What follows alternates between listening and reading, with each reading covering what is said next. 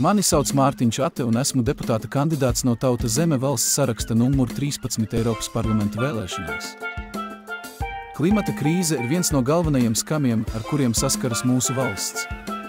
Šī problēma neaprobežojas ar valstu robežām, tāpēc ir svarīgi, lai mēs visi, kā vienota Eiropas Savienība, risinātu šo jautājumu.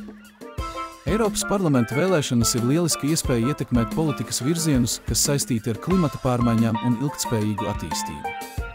Šī vēlēšana reize mums sniedz iespēju izdarīt pozitīvu ietekmi uz klimata krīzes risināšanu.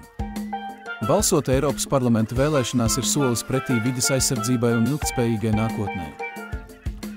Mūsu balsis ir svarīgas. Tikai kopā mēs varam panākt, ka Latvija zied Eiropā, saglabājot savu unikālo identitāti un brīvību. Balso par Tauta Zeme valsts sarakstu numur 13. Uzziniet vairāk par mani martinsate.com.